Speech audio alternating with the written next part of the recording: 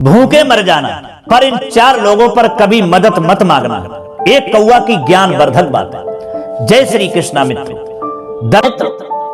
आज इस वीडियो में जो हम आपको कहानी सुनाने के लिए जा रहे हैं, ये कहानी एक कौवा की है, जिस कहानी में एक कौवा ने ऐसी ज्ञानवर्धक 4 बातें बताई हैं, जो उस कौवा की ये ज्ञानवर्धक बातें आपको वो सीख देके जाएंगी जो आपने कभी सोचा भी नहीं होगा।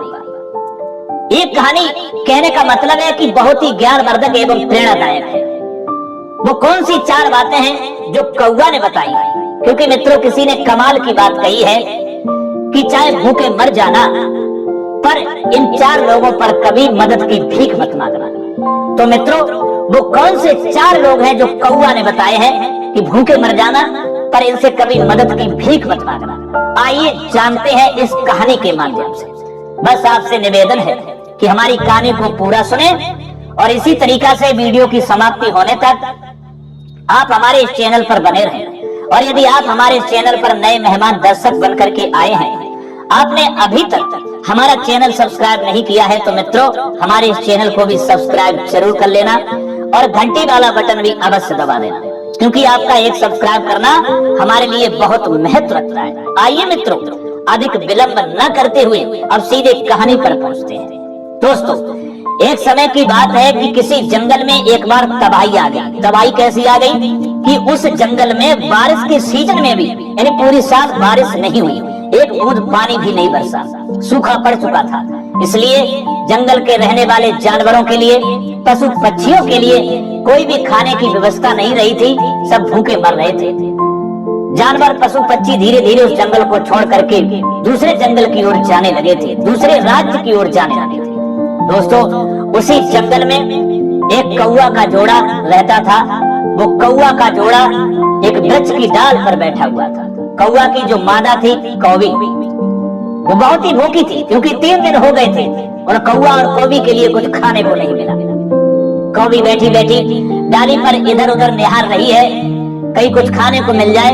तब तक क्या होता है कि उसी वृक्ष के नीचे एक लोमड़ी एक मांस का टुकड़ा दबा करके आ जाती है।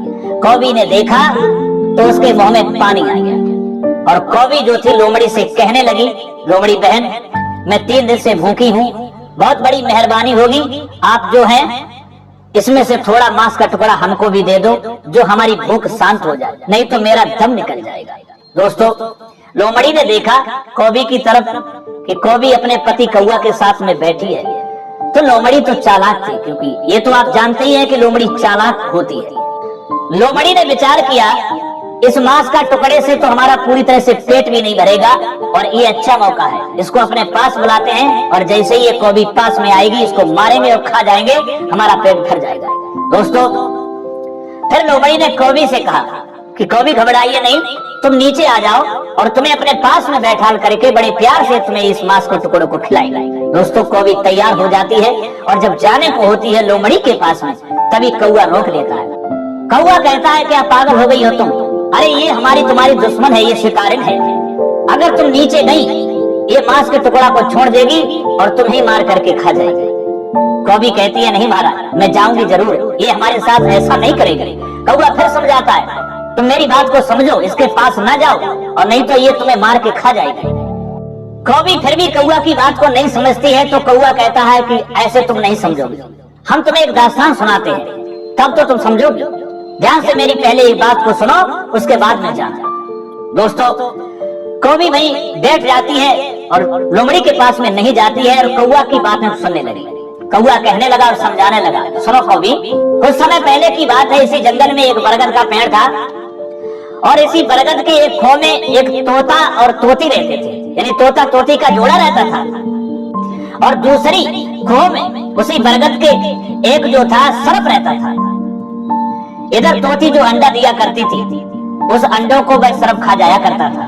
जब भी तोती भोजन की तलाश में जाती थी और अंडे अकेले रह जाते थे, तो सर्प निकलता था और आराम से अंडों को खा जाया करता था।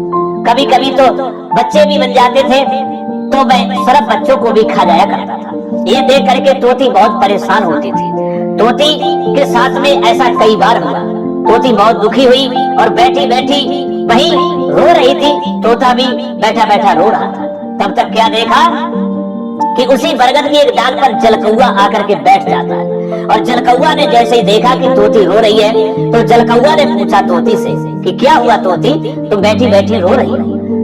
तोती ने सारी दास्तान अपने सुना डाली और कहा कि मेरे साथ ऐसा कई बार हुआ है। मैं जितनी बार अंडे देती हूँ, जितनी बार मेरे बच्चे होते हैं, इसी दूसरी खोह में एक सरफ रहता है और वो सरफ निकलता है। जब हम लोग कई भोजन की तलाश में निकल जाते हैं तो वह सरफ निकल करके हमारे अंडों को, हमारे बच्चों को खा जाता है। हम इस बात से बहुत परेशान हैं। हम कर भी क्या सकते हैं, क्योंकि हम उससे अपना बदला भी नहीं ले सकते, हम उससे लड़ भी नहीं सकते। वो बहुत खतरनाक है, बहुत ही दुष्ट है। कौवी की ऐसी दुखभरी दास्तान सुनकर के उस जलकौआ को तरस आ जाता है और जलकौआ कहता है तुम्हें नहीं मालूम, अब हमारे साथ चलिए। पास में एक तालाब है, उससे मछली पकड़ करके लाएंगे। तोती कहती है मैं आपकी बात को समझी नहीं।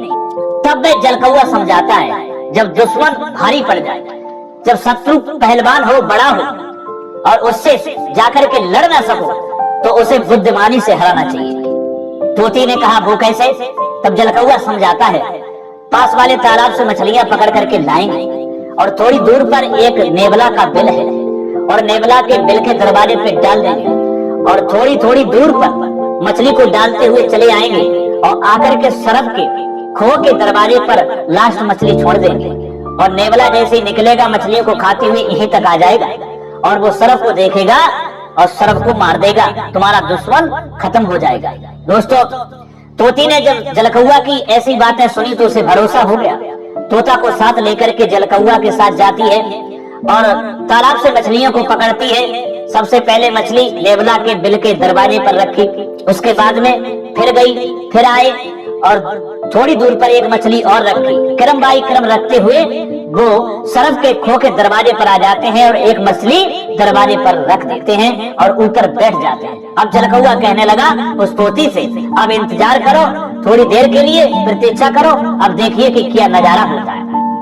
दोस्तों, इधर क्या होता है, थोड़ी देर के बाद में जब नेवला उस बिल से बाहर निकलता है और उसने दरवाजे पर जब मछली पड़ी हुई देखी तो भगवान को धन्यवाद देने लगा और कहने लगा प्रभु आज तो आप बहुत ही मेहरबान हैं, जो भोजन स्वयं चल करके हमारे घर पे ही आ गया। मछली को नेवला खाता है, उसके बाद में वो नेवला और आगे बढ़ता है तो उसे मछली एक और मिलती है, फिर वो खाता है, फिर आगे बढ़ता है, यानी क्रम बाई क्रम मछली उसे मिलती चली गई। वो खाता चला गया और खाते खाते वहीं आ गया जहाँ वो सरफ रहता था।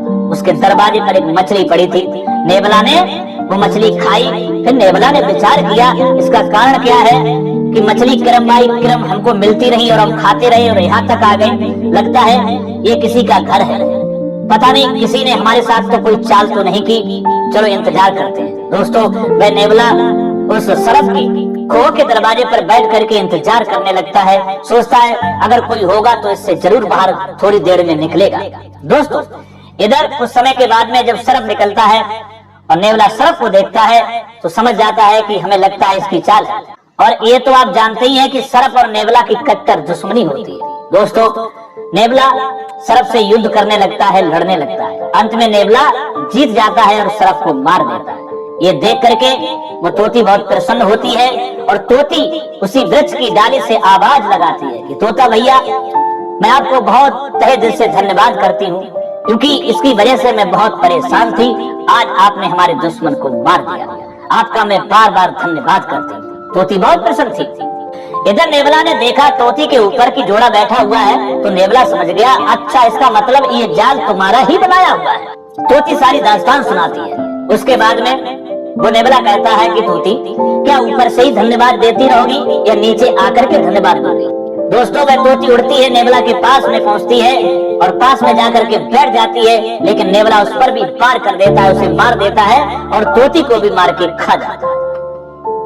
तोता उधर सोच रहा है कि एक दुश्मन से हट नहीं पाए, एक दुश्मन से जीत नहीं पाए, तब तक दूसरे दुश्मन के चुंगल में चले गए।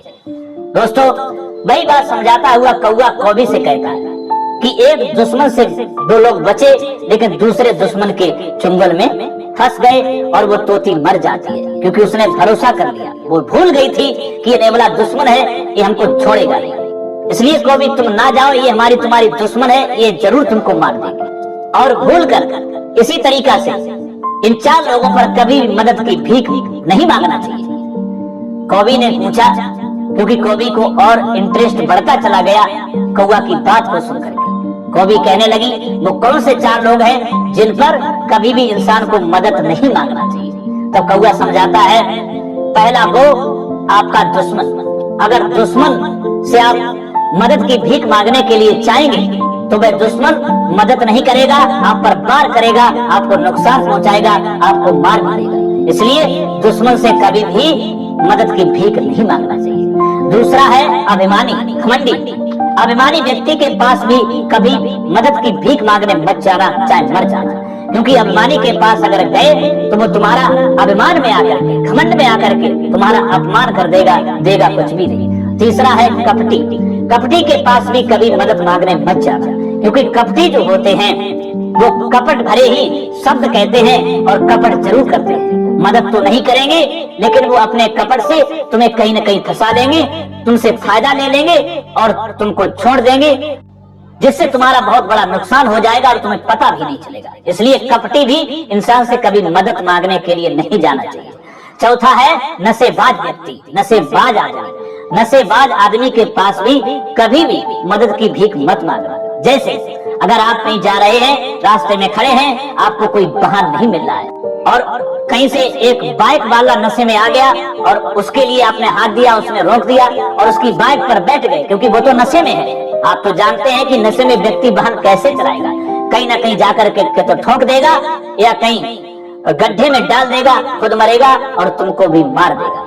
तो इसलिए नशेबाज आदमी से भी कभी भी मदद की भीख मत मांगना। चाहे रास्ते में मर जाना, चाहे भूखे हो तो मर जाना, लेकिन ऐसे 4 लोगों पर कभी भी मदद की भीख मत मांगना। एक दुश्मन, दूसरा अभिमानी, तीसरा कपटी और चौथा नशेबाज आदमी।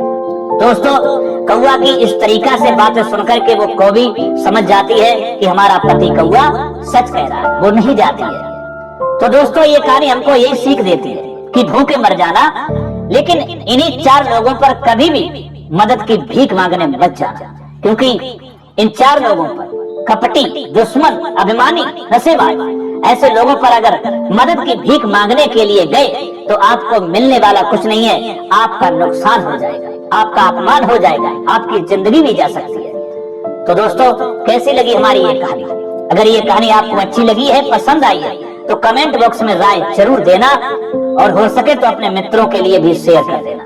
फिर मिलेंगे अगली वीडियो में किसी नई ज्ञान चर्चा के साथ में। तब तक के लिए सब्सक्राइबर बंधुओं एवं दर्शक भाइयों के लिए राधे राधे, जय श्री कृष्णा, ओम नमः शिवाय।